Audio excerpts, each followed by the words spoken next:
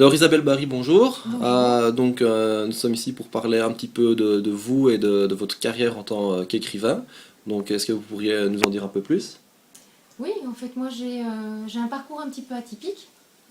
Euh, j'ai toujours rêvé de faire la psycho ou les romanes.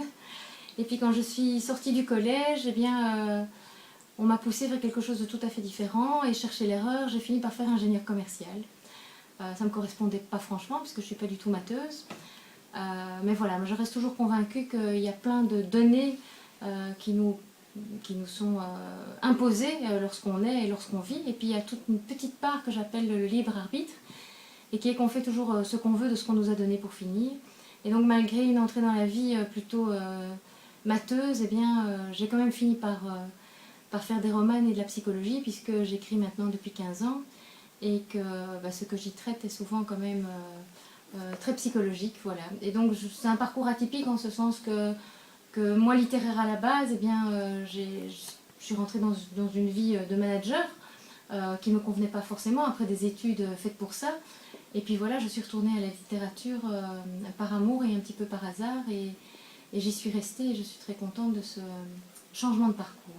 Donc justement, vous parlez d'aspects psychologiques dans la littérature. Justement, de quoi pourrait-on parler en principal, enfin principalement des thèmes abordés? Euh, Évidemment, il y a la part de l'inconscient aussi chez l'auteur. Je pense que c'est voilà, Zebraska, mon dernier livre, c'est le neuvième, et qu'avec le recul, on finit par pouvoir s'offrir personnellement, je dirais pas une autocritique, mais une auto-analyse de ce qu'on a fait. Et c'est souvent les autres qui nous le font remarquer. Moi, c'est un libraire qui m'a dit, tu sais, est-ce que tu te rends compte que dans chacun de tes livres, il y a une révolution, que dans chacun de tes livres, il y a un virement de chemin, donc quelqu'un qui commence sur un chemin et qui change à un moment, et que dans chacun de tes livres, il est question d'amitié, d'amour, et aussi de choses qui vont très profondément dans la psychologie et qui nous font rire et pleurer. Et en fait, j'ai dit, écoute, non, je ne m'en rendais pas compte. Et puis après, en regardant a posteriori, effectivement, tous les thèmes que j'ai essayé d'aborder dans tous les livres, ça s'y retrouve. Alors, mon premier livre, il n'est pas là, mais c'est le cadeau de Léa. Mon premier roman, c'est pas mon premier livre. Mon premier livre, c'était un récit de voyage.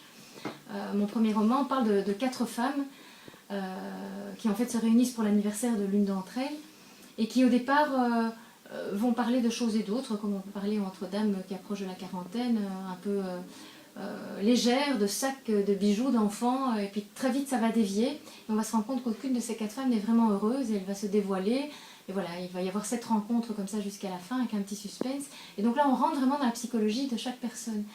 Mon deuxième livre parle d'une femme qui a été éduquée dans un cocon, et puis qui tout à coup rencontre une autre personne qui rentre dans sa vie et qui fait exploser toute sa personnalité.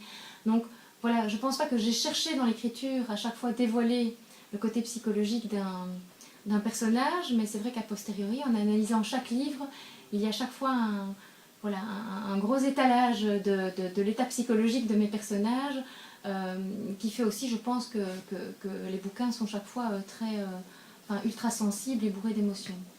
Et est-ce que vous écrivez plutôt de la littérature réaliste, fantastique, ou je ne sais pas? Si je devais définir ce que j'écris, je dirais que c'est du roman contemporain. Donc c'est une écriture dans la forme plutôt contemporaine, moderne, assez ciselée, des dialogues, voilà. Un choix de vocabulaire. J'aime bien utiliser le bon mot au bon endroit, donc je fais quand même pas mal de recherches sur le vocabulaire. Ça m'arrive de me prendre la tête sur un mot, quoi. Et alors je me dis après, mais le lecteur s'en fiche complètement, il s'en rendra pas compte, mais pour moi c'est important. Il faut le bon mot au bon endroit.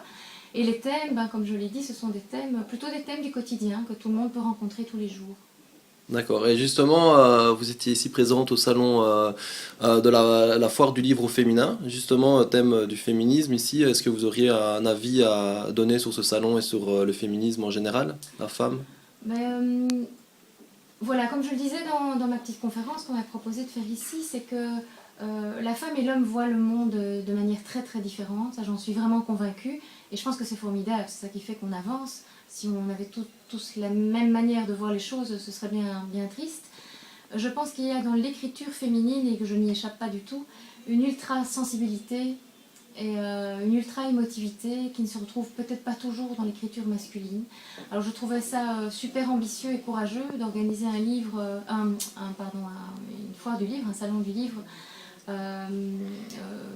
tout neuf, je veux dire qui n'existait pas encore avant, sur le thème de la femme, en plus un week-end où on fête la femme au niveau international, en plus au profit d'une association qui combat la violence faite aux femmes.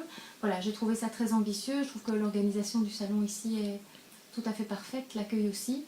Voilà, il manque encore les lecteurs, mais ça c'est au fur et à mesure qu'on les acquiert, hein, c'est pas tout de suite que tout le monde se bouscule au portillon.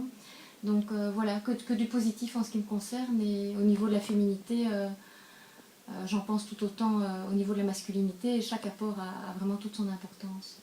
Bien Isabelle Barry, un grand merci et une bonne Merci. continuation. Merci beaucoup.